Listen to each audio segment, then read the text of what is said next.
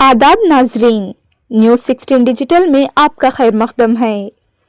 नाजरीन, आज बेंगलुरु में देवराज भवन में ऑल इंडिया मिली काउंसिल की 33वीं सालगिरह की शानदार तकरीब मुनअक़द हुई, जिसमें मुल्क की कई सियासी, कानूनी और समाजी शख्सियात ने शिरकत की। इस मौके पर यादगार कानूनी शख्सियत प्रशांत भूषण भी मौजूद थे।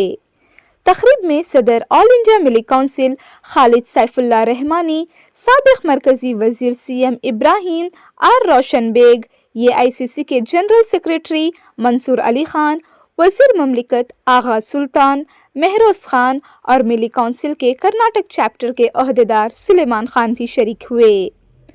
तकरीब से खिताब करते हुए प्रशांत भूषण ने मुल्क में कानूनी निज़ाम की खराब होती हुई सूरत हाल पर तशवीश का इजहार किया और कहा कि ये पहले ही खराब था और अब मजीद बिगड़ गया है। इन्होंने बताया कि मरकज़ की हुकूमती पॉलिसी की जानिब से अक़लियतों के खिलाफ मुहिम चलाई गई है और उन्हें हर सतह पर दूसरे दर्जे के शहरी के तौर पर देखा जा रहा है। इन्होंने अदलिया की ताकत को कमज़ोर करने की कोशिशों पर भी रोशनी डाली और वाज़े किया कि मरकज़ी हुकूमत ने अक़लियतों की आज़ादी को महदूद करने, आईनी ज़मानतों को कमज़ोर करने और वोटिंग हुकूक़ पर पाबंदी लगाने की हर मुमकिन कोशिश की है। प्रशांत भूषण ने उम्मीद जाहिर की कि भारत की तुनु कायम रहेगी और अक़लियतों को फ़िक्र करने की कोई ज़रूरत नहीं है। इन्होंने कहा कि गांधी जी के नक्शे कदम पर चलते हुए सच्चाई और अदम तशद्दुद की तहरीक के ज़रिए अवामी राय के ज़रिए तब्दीली आएगी और ये कानूनी और जमहूरी तरीक़े से मुमकिन होगा। इस मौके पर खालिद सैफुल्लाह रहमानी ने प्रशांत भूषण को एजाज़ देते हुए एक सर्टिफिकेट पेश किया। तकरीब में मिली काउंसिल की 7 साला रिपोर्ट और डॉक्टर मंजूर आलम की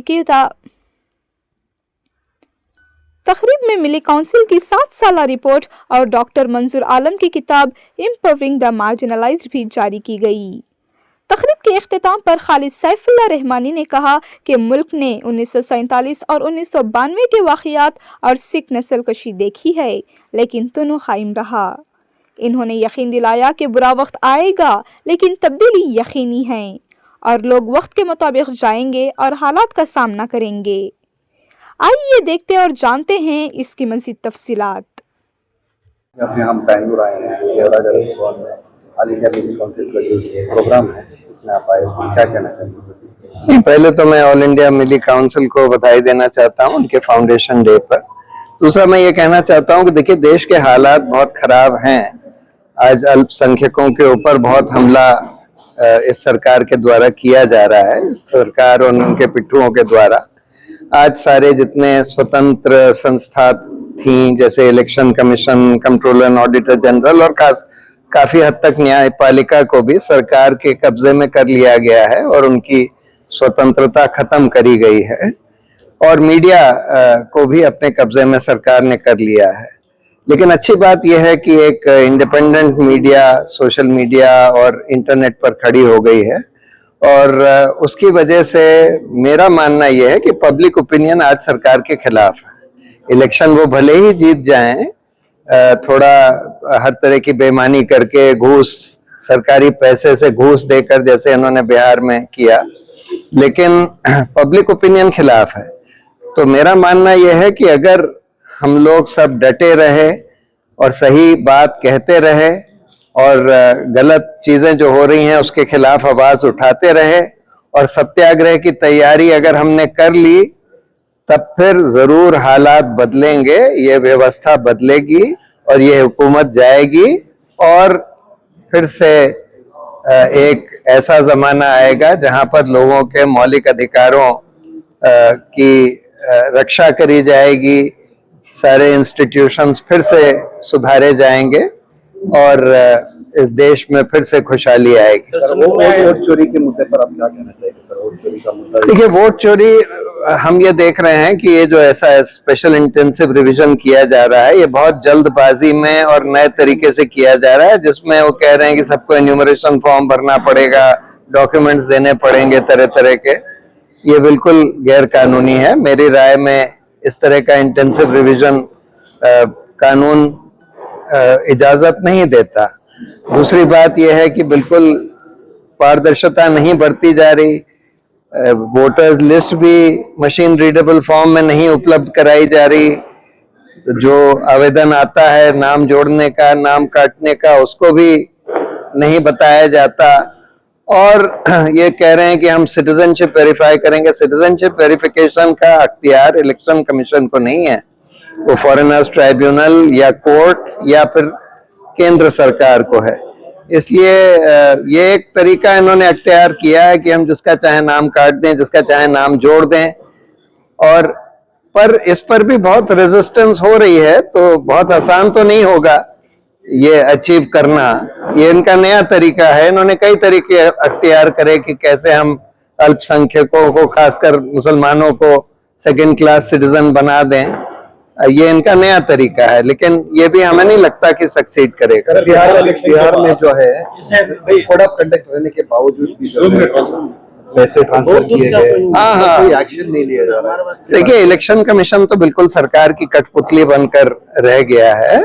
और सरकार जितनी भी धांधली करे, वोटरों को घूस दे, वोटरों को ट्रेन में से पैसा देकर लेकर आए, उस सब की अनदेखी कर रहा है। हर तरह के मॉडल कोड ऑफ कॉन्डक्ट का जो वायलेशन हो रहा है उसकी अनदेखी कर रहा है। इस इलेक्शन कमीशन के खिलाफ तो लोगों को आवाज उठानी पड़ेगी। बड़े अच्छे मौजू के बारे में आज बहस हुई। ऑल इंडिया मिली काउंसिल का जो इजलास था, और उसमें खासकर मुझे बताया गया कि प्रशांत भूषण साहब ने कीनोट एड्रेस में बहुत सारे इश्यूज के बारे में अपने तरीके से रोशनी डाली।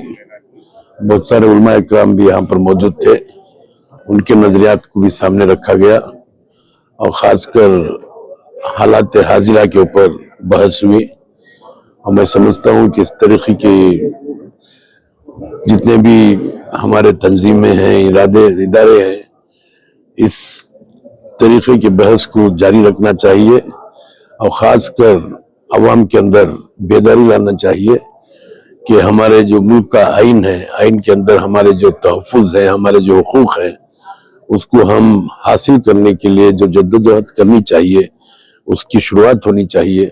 और हमारे ऊपर जो नाइंसाफ़ी हो रही है, हमारे ऊपर जो जुल्म हो रहा है, उसको ख़त्म करने के लिए एक अमली जामा पहनाना चाहिए और बनाना चाहिए, और एक रोड मैप बनाकर उसके तहत काम करना चाहिए।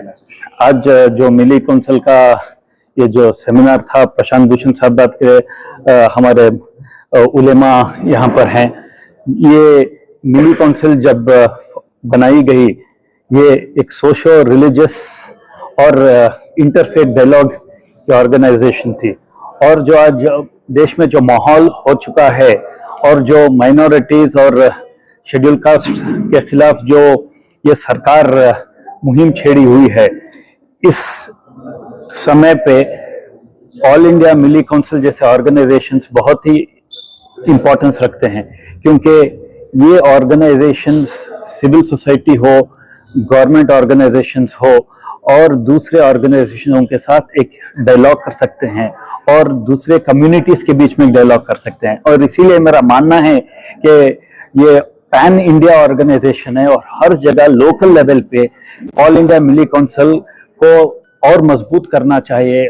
चाहे हमारे माइनॉरिटी हल्के के सियासतदान हो या एजुकेशनिस्ट हो, सिविल सोसाइटी हो, इन सबको ऑल इंडिया मिली काउंसिल में आके पार्टिसिपेट करना है। और ये जो ऑल इंडिया मिली काउंसिल का जो ऑब्जेक्टिव है, उसे आगे लेके जाना है। ऑब्जेक्टिव्स हैं वो अपनी जगह, लेकिन सोशल इश्यूज पर जिस तरह की वो तंजीमों में किस हद तक अवेयरनेस है उस सिलसिले में पूरा देखो, तंजीम ये तो 1992 से मिली काउंसिल है, लेकिन मेरा मानना है कि ऐसे ऑर्गेनाइजेशंस को सियासतदान, सिविक सोसाइटी और जो हमारे कौम में जो हैसियत रखते हैं, वो लोगों को भी आगे आके इन्हें सपोर्ट करना चाहिए। क्योंकि इनके सपोर्ट के बगैर इदारा चलाना भी एक चैलेंज है। सोशल पॉलिटिकल अवेयरनेस देखिए, आज की दुनिया में जो इंडिपेंडेंट मीडिया जैसे आप लोग हैं और जो इश्यूज ले रहे हैं और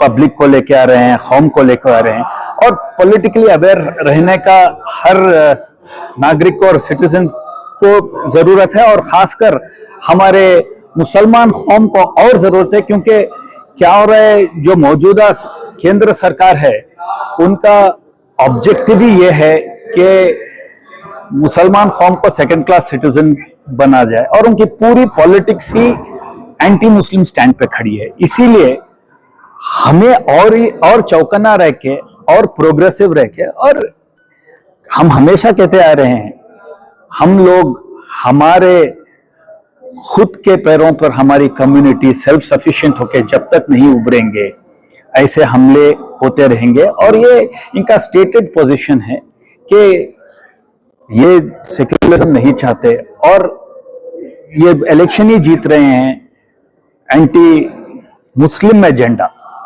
एंटी माइनॉरिटी एजेंडा। और इस और डेंजरस क्या हो गया है, इनके साथ कॉन्स्टिट्यूशनल अथॉरिटीज कॉम्प्रोमाइज हो चुके हैं। अल्हम्दुलिल्लाह आज यहाँ देवराज अर्स भवन में ऑल इंडिया मिली काउंसिल की 33वें यौम तासीस के मौके पर अदालतों के जरिए से इंसाफ की फराहमी और हिंदुस्तान में अक़लियतों के दस्तूरी हुकूक, इस मौजू पर एक बहुत ही अहम प्रोग्राम मुनक़िद किया गया। इसके दो हिस्से हैं। एक तो ये कि इस वक्त जो है अदालतों के जरिए से इंसाफ की फराहमी की जो सूरत हाल है उसको वाज़े करना, जो यानी इंसाफ की फराहमी में ताख़ीर हो रही है या कहीं गफलत हो रही है या इंसाफ फैसलों के सिलसिले में जो मायूसियां पैदा हो रही हैं, उन चीज़ों के सिलसिले में गौर व फिक्र करना और उसके सिलसिले में उस ताल्लुक से जो है बेदारी पैदा करने की कार्रवाई अंजाम पाई। और इसके लिए ऑल इंडिया मिली काउंसिल ने मुल्क के मारूफ वकील, सुप्रीम कोर्ट के जो है सीनियर एडवोकेट मोहतरम प्रशांत भूषण को जो है दावत दी थी। उन्होंने एक बहुत ही उम्दा जो है लेक्चर और खुतबा पेश किया। इस सिलसिले में बहुत सारी तजावीज़ भी उनके सरिये से सामने आई हैं। उसके बाद अल्हम्दुलिल्लाह उलमाए किराम और सियासी कायदीन की भी जो है यहाँ खिताबात हुए। सियासी कायदीन को जमा करने का खास मकसद ये था कि चूंकि हुकूक अक़लियतों के जो हुकूक हैं उनकी हिफाजत की बड़ी जिम्मेदारी इन सियासी कायदीन को चुनकर मुखन्निना में पहुंचाने वालों की है, तो उस जिम्मेदारी का एहसास दिलाने के लिए ये जो है उन हजरात को भी दावत दी गई और अल्हम्दुलिल्लाह बहुत उम्दगी के साथ ये कार्रवाई अंजाम पाई है। हजरत मौलाना खालिद सैफुल्लाह रहमानी साहब दामद बरकातुहुम, जो ऑल इंडिया मिली काउंसिल के नायब सदर भी हैं और ऑल इंडिया मिली मुस्लिम पर्सनल लॉ बोर्ड के सदर मोहतरम भी हैं, आपकी सदारत में ये कार्रवाई हुई। और ऑल इंडिया मिली काउंसिल के नायबीन सदर, माविनीन जनरल सेक्रेटरी खाजिन साहबा और माविनीन खाजिन और दीगर जिम्मेदारान और अराकीन सेक्रेटरीज वगैरह जो है यहाँ मौजूद थे। और अल्हम्दुलिल्लाह आज की ये जो कार्रवाई थी ये जलसे आम नहीं था। हमने जो है कौम के यहाँ के जो है चुनिंदा दानिशवरान को जमा करने की कोशिश की थी और बड़ी तादाद में ये क्रीम ऑफ द सोसाइटी जिसे कहा जाता है वो शरीक रहे। और हमें उम्मीद है कि इसका अच्छा पैगाम पूरी मिल्लत इस्लामिया में भी पूरे मुल्क में भी जाएगा। जज़ाकल्लाह।